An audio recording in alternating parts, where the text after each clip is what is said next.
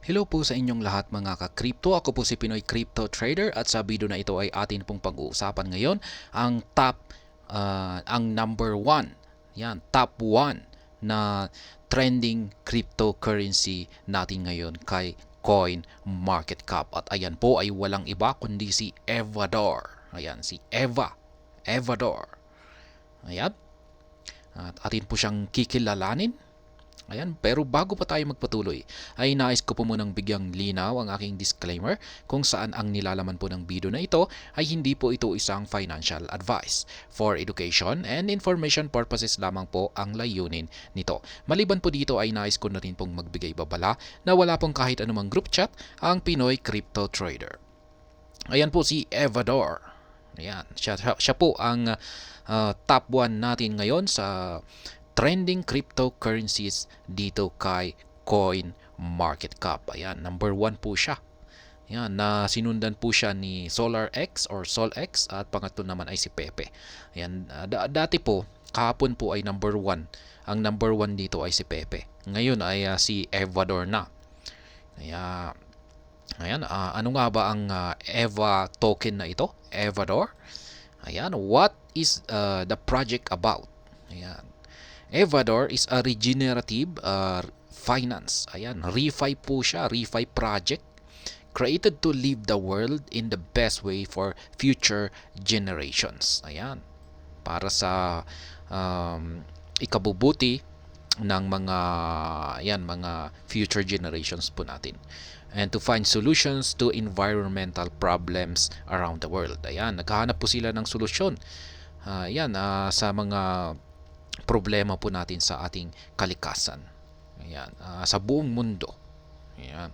To learn more about Evador, go and read our detailed white paper. Ayan, meron po silang white paper. I-check po natin ito mamaya. Evador was established in May 2023 by a team based in Turkey. Ayan, sa Turkey po yung kanilang opisina, with the objective of developing a blockchain technology aimed at achieving carbon neutrality. Ayan, yan po yung kanilang blockchain technology. Yung kanilang layunin dito ay para ma-achieve nila ang carbon neutrality na ito. Kasi ayan nga, yung kanilang focus dito ay naghahanap sila ng solution, ayan, na ikakabuti ng ating environment. Ayan, in response to the pressing global climate issue. Ayan, ginagawa raw po nila ito para ma-prevent ang global climate. The significant portion of the energy consumed by current blockchain technology in mining operations is derived from non-renewable fossil fuel sources, hence exacerbating the ongoing climate problem. Ayan, sabi dito, yung ginagamit po kasi yan ng mga current na blockchain technology natin at saka yung mga mining operations ay nanggagaling po yan sa mga non-renewable na fossil fuels. Ibig sabihin ay hindi po maganda yung mga ginagamit nito na mga na energy. Yan, nakakapagdulot raw ito ng masamang epekto sa ating environments. Kaya ayan, sila ay naghahanap ng magandang paraan, ayan, para masolusyonan ito. Yan, the provision of assistance to renewable energy sources assumes a significant role in mitigation of fossil fuel usage. Ayan, yung fossil fuel usage ay ito, hindi po maganda ito sa ating kalikasan. Kaya naghahanap po sila ng mas magandang renewable energy sources. The Evador Foundation is now engaged in the use of renewable energies and endeavors to exemplify the initial steps that humanity can do in order to contribute towards global betterment. Ayan, engaged na po pala sila at gumagamit na po pala sila ng renewable energy. At sa tingin ko ay dinedevelop nila ito or ini-improve nila ito. Ayan, para mas madaling gamitin. Ayan, ng lahat. Ayan, at para ito ay ikakabuti ng lahat. Ayan, para sa global development or betterment. Kaya ayan, ano nga ba ang maganda? Ano nga ba ang unique? Kasi marami na ring mga ibang cryptocurrencies na ganito na rin yung kanilang tema. Ayan, yung ikabubuti ng ating environment. Compared to other blockchains, Evador aims at achieving carbon neutrality. Ayan, yung carbon emissions. Yan po yung pollution, yung pag sinabi po nating carbon, ay yan po yung air pollution po yan. This is done by applying regenerative finance principle to blockchain technology.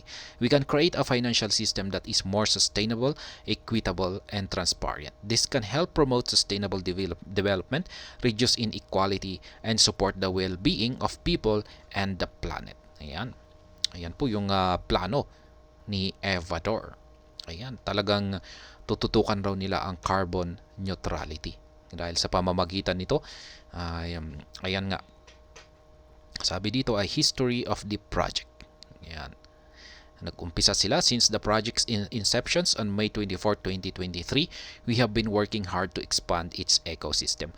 We have also built a large team of more than 20 people who are dedicated to making the Evador project a success. Ayan. Binubuo po ng 20 tao ang project na ito. The features within our current ecosystem. Ayan, yung kanilang mga features. Eva Labs, Eva Chain, Green Wallet, Eva Pay, Eva Forest, Eva Store, Carbon, Eva. Ayan, dami na po pala nilang features. What is next for Evador? Ayan, ito po yung ano naman ang sunod kay Evador. Today, September September 2023, Evador had its own IEO in 4 different exchanges. Ayan. After reaching this important milestone, we continue to create additional strategic alliances to expand our network and consequently our ecosystem. The marketing campaigns are intended to reach potential investors and developers who wish to build on our chain. More information about what is next for Evador can be found here. Ayan. What can the EVA token use for? Ayan. Ano nga ba ang gamit ng kanilang EVA token? The EVA token is used within our ecosystem. The more Evador users and developers there are in our ecosystem, the more valuable the native token will become. Yan, EVA token can be compared to the utility of BNB, ETH, and other major blockchain native tokens. Ayan. Sa madaling salita ay ang EVA token nila ay native token. Native token ng Evador. Kasi ikukumpara daw po natin ang EVA token kay BNB. Yan, Binance native token po ito, si BNB. At saka yan, and other major native coins. Yan po si Evador. At ayan, ito po yung kanilang official website. Napaka-interactive po. Yan, ganda ng kanilang design, pagkakagawa sa kanilang website. Napaka-interactive. Ayan, kung pag ini-scroll natin, ginagalaw natin yung mouse lamang natin, ay nakikita natin na gumagalaw-galaw. At ayan, ito po yung kanilang white paper. Ilapit lamang po natin. Nandito po tayo. Ito po yung kanilang chart sa tokenomics. Tokenomics chart nila dito, isang pie chart.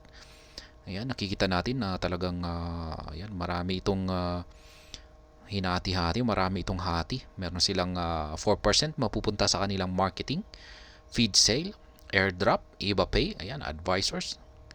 Ayan, yung may pinakamalaki po rito ay mapupunta sa public auction, 39.045%.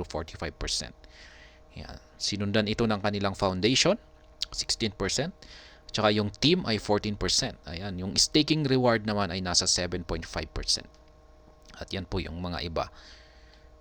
Yan, yung kanilang tokenomics. Ayan, babasahin lamang po natin ito. Yung kanilang, kung interesado po tayong mag-invest dito or mag-hold ng EVA token, ay mas maganda po na basahin muna natin ang kanilang white paper na ito. Ayan, mababasa po natin dito yung ReFi. Yan, kung ano nga ba ang ReFi. Yan, yung EVA chain tungkol sa kanilang chain. Tsaka yan, strategy, sustainability, at saka yung kanilang ecosystem. Yan, at saka syempre yung kanilang roadmap. Yan.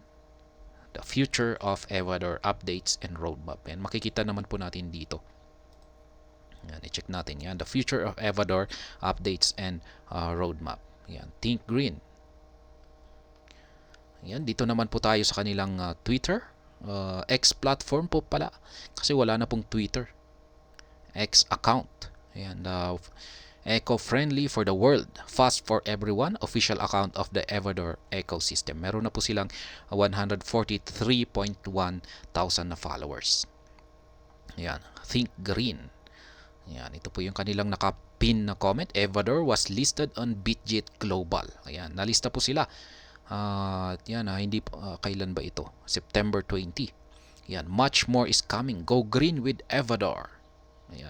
Makikita naman po natin dito kung saan pa sila nakalista kay CoinMarketCap.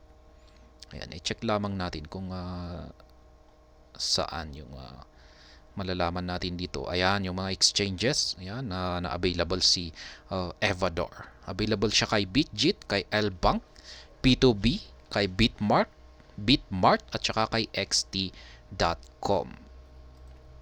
Ayan. Ito po yung kanilang latest na post. Last 17 hours, discover the freedom of green. Yan, hashtag green wallet, the decentralized crypto wallet. Ayan, ito po yung parang maganda rito na kanilang featured product.